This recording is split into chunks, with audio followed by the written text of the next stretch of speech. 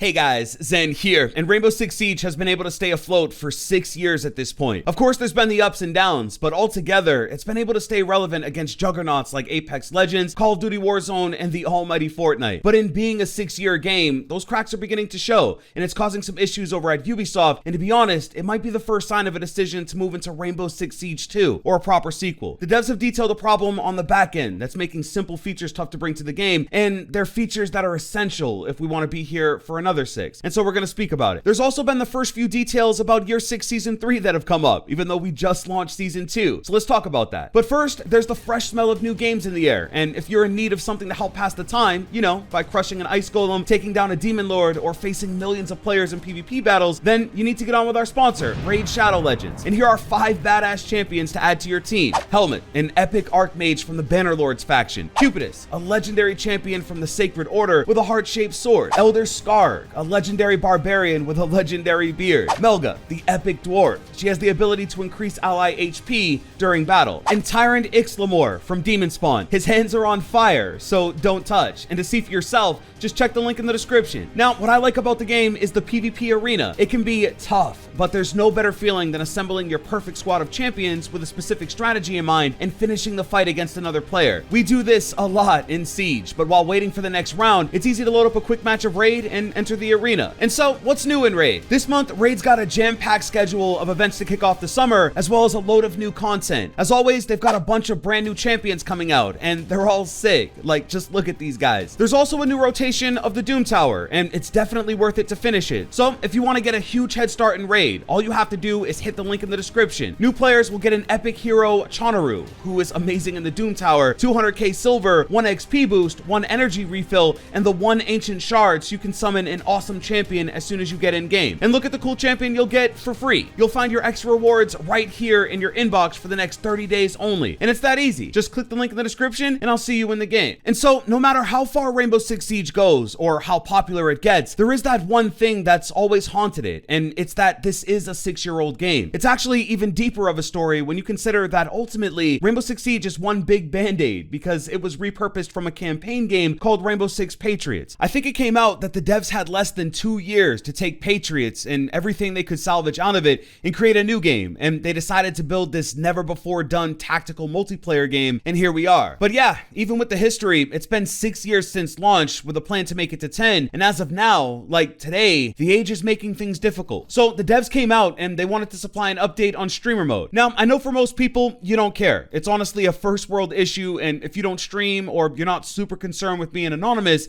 then it doesn't really affect you, and that's fair. But what's important is the reason why they can't make it happen, and if you think it just stops with streamer mode, then you've got to look a bit deeper. They say, as a 6-year-old game, Siege has a lot of technical debts, some of which go against anonymity and don't take into account the problem of stream sniping. This is unlike contemporary game releases, which are often built from the start with streamers in mind. This means that the process of ensuring true anonymity is complex and not limited to the Siege team, but the team remains focused on supplying a solid solution. Now guys, this one lays it all out. Siege is crippling itself, and if you've ever wondered why certain very simple to add features like a streamer mode aren't in the game after over 6 years, this is why. Now, I think the book is closed on streamer mode. I'd assume one day they will find that solution and hopefully it works well enough, but it's some of the other serious issues the game has had that I wonder how much the age of the game affects. They even mention other releases, and they're directly speaking to games like Warzone and Apex Legends that from the start have a fully functioning and enabled streamer mode since very early on. The sound engine is another technical area of the game that's never been fully polished, and we've all heard the feedback over and over again that it's been so long, why doesn't it just work yet? This is why, and if it isn't fully to blame, there's no denying it's a part of it. This has always been one of the most important pieces to the Siege story and what will become its legacy. There's a great game here, but an old one, and it begs the question that if something as simple as streamer mode is taking upwards of 7 years just to add, then what does that say for the rest of the experience? And is it finally time to look beyond this game and move to Rainbow Six Siege 2 or an official sequel? Personally, I think with the amount of workarounds and extra work these game makers have to do for the game with its 6-year-old legs, I only see the benefit of starting a more modern project, and for all we know, that could be the plan. I'm no expert on this, it is ultimately just hearsay, but I think the devs have had to take extra steps to make things happen in this game that some of the other AAA shooter devs just don't, and it's because this game is old and theirs is not. Now, that's not to make it sound like with a new game all the problems go away. I mean, that would be great, but it's unrealistic. realistic. But look, Siege has a major disadvantage, and the real problem is mainly with how popular it's become. It's kind of a victim of its own success. And so you get it. I don't need to ramble on too much here. This is just the first time I think I've ever seen a developer come out and admit that the age of their game is why certain features that seem so mainstream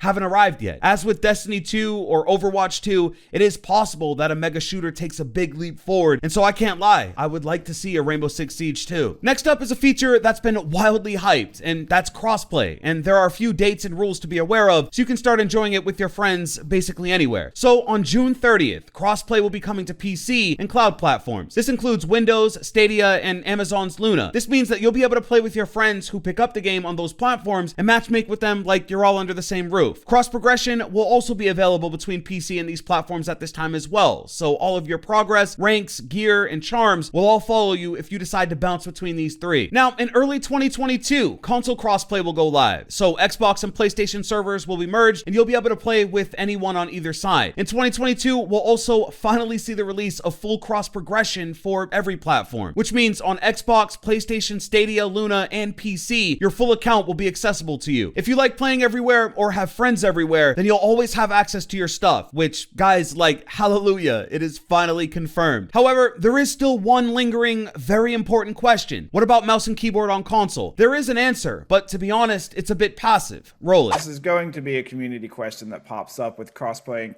cross progression. Does this mean when console crossplay happens that we will be supporting mouse and keyboard on consoles? So this is indeed a very good question. We are working on looking what we're going to do it and how we're going to handle it.